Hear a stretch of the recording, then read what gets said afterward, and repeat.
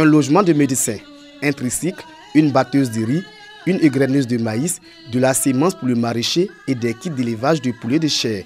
Des projets pour aider au développement de Kagolo-Dougou, village de la région du Poro. Par ses réalisations et équipements, l'ONG Care International contribue ainsi à promouvoir le développement local durable des communautés productrices de coton en améliorant les moyens de l'autonomisation des femmes, la gouvernance inclusive et la résilience. Ce projet vise ainsi à soutenir la communauté productrice de coton de la zone de Kabolo par une approche communautaire axée sur l'autonomisation de la femme, la prévention du travail des enfants, la sécurité alimentaire, la nutrition et l'assainissement du cadre de vie. Coût de l'investissement, plus de 50 millions de francs CFA. Les partenaires de ce projet de développement de Care International, une société cotonnière et un négociant de cacao. La construction du logement du médecin rapproche ainsi la santé des populations. L'handicap majeur était le manque de logement. Je pense que c'est aujourd'hui donc un mauvais souvenir par le don de logement que nous venons de voir. C'est en tout cas un plaisir pour nous de savoir effectivement qu'on a un médecin qui est bien logé, en tout cas à Kagolo-Dougou. Un comité de développement communautaire a été installé par l'ONG Care International. Ce comité a pour mission de travailler à l'essor économique et social de Kagolo-Dougou, à la cohésion et au développement de la culture du coton.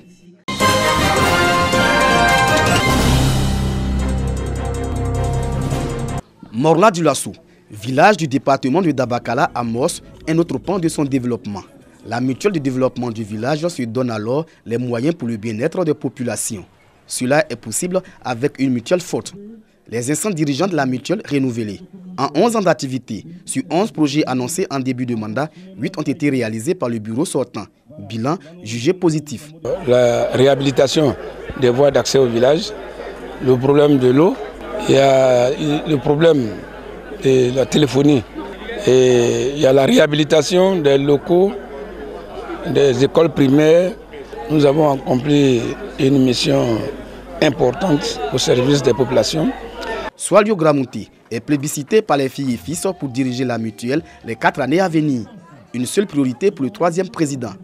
Tous les axes sociaux, c'est l'éducation, c'est la santé, c'est l'assainissement, c'est la promotion des cadres, mais c'est aussi la cohésion sociale. Faire en sorte que les fils et les filles se retrouvent autour des mêmes valeurs qui peuvent faire avancer le village. Cohésion sociale et rassemblement, c'est autour de ces deux valeurs que les filles et fils de Morla-du-Lasso veulent bâtir le développement. Les femmes du village font de la quête de leur autonomisation une priorité. Nous attendons qu'il y ait un penchant sur l'autonomisation des femmes.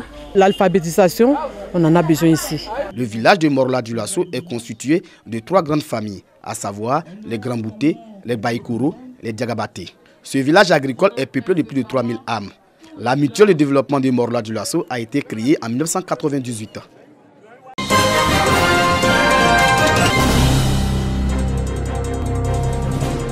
Ils ont décidé de participer à l'autosuffisance alimentaire en Côte d'Ivoire.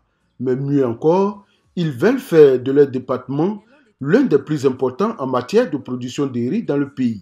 Eux, ce sont les jeunes et les femmes de Mbato. Ils viennent d'initier un projet dénommé « Un jeune, 1 hectare de riz », un jeune, 1 hectare de maïs et un jeune, 1 hectare de manioc. Nous avons démarré le projet déjà. Il s'agit d'un décaissement de 7 500 000.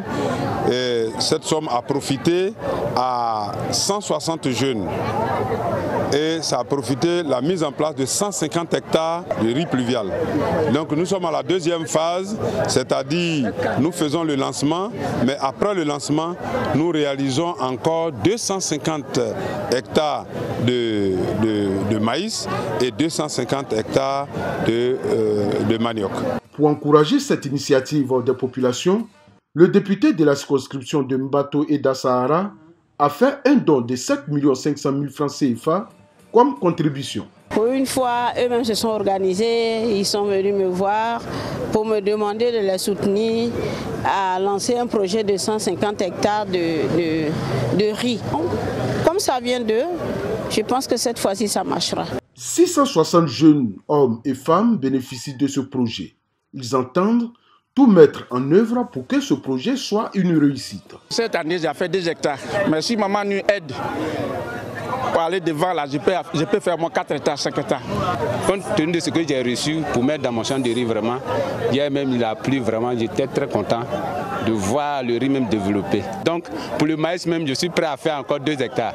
Les initiateurs entendent doubler, voire même tripler le nombre de bénéficiaires les années à venir si les premiers sélectionnés produisent de bons résultats.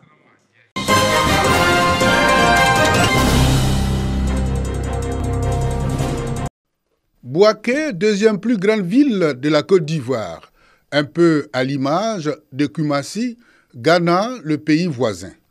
Avec sa population estimée à plus de 542 000 habitants, la ville s'est embellie grâce au programme présidentiel d'urgence, PPU, mais surtout après la visite d'État du président de la République, Alassane Ouattara, avec le bitumage de plusieurs rues et l'installation des feux tricolores. La force note à présent le manque de bus pour desservir les quartiers en matière de transport urbain. Mais l'espoir est permis.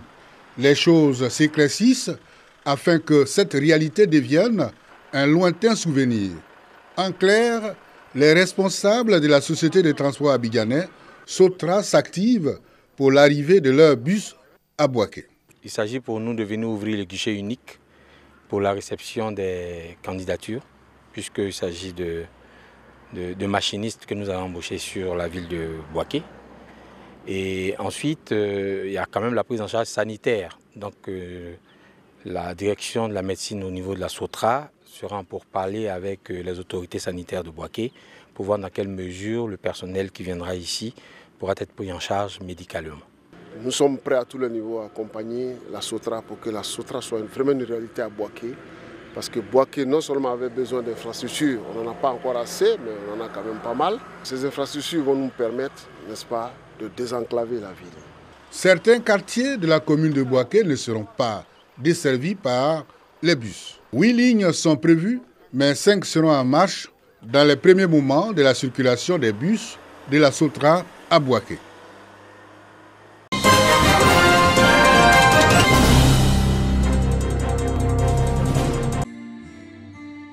Le mérite et l'excellence sont célébrés au lycée moderne de jeunes filles de Bouaké.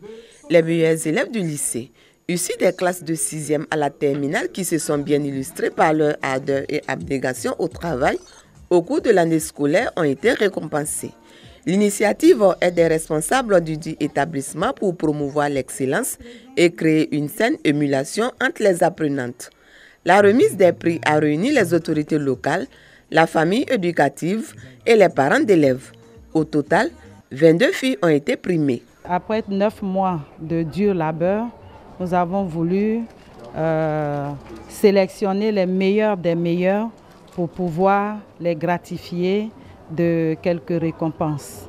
Et au-delà aussi de ces récompenses, nous voulions faire la promotion de l'excellence en aiguisant le goût de l'effort et du travail chez nos élèves. Je suis très heureuse car toute l'année j'ai beaucoup travaillé et mes parents et mes professeurs m'ont beaucoup aidé aussi. Je peux juste dire à mes autres camarades de travailler, de respecter nos encadreurs car sans eux on ne peut pas avoir le savoir. C'est leur bénédiction qui peut nous faire avancer dans la vie. La représentante de la marraine de la cérémonie a traduit ses félicitations aux lauréates et les a encouragées à ne pas dormir sur leur laurier. C'est de continuer dans ce qu'elles ont commencé et qu'au bout de l'effort, il y a la récompense.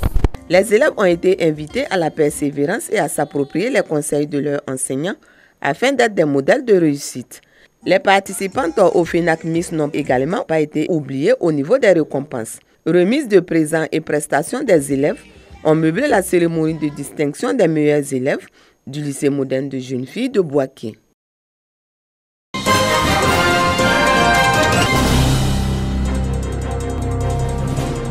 Des tôles, des couvertures, des matelas, des seaux, des lampes solaires et bien d'autres.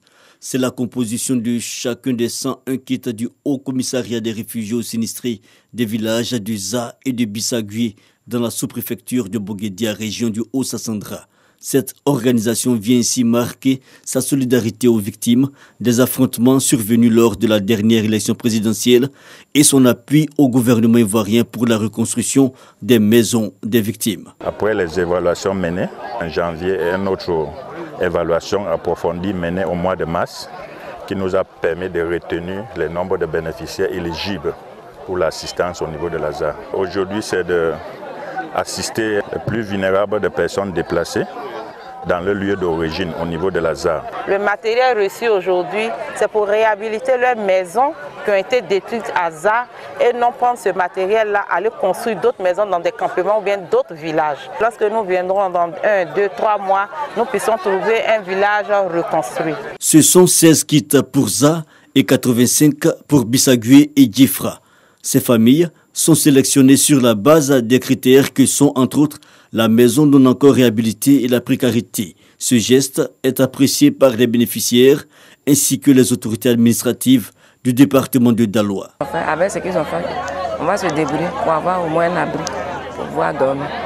Vraiment, je dis merci à l'État. Ça nous va droit au cœur. Nous sommes au moins soulagés. On a ce peine d'assister, n'est-ce pas, les sinistrés. Vous contribuez aussi à apporter une aide à l'État de Côte d'Ivoire.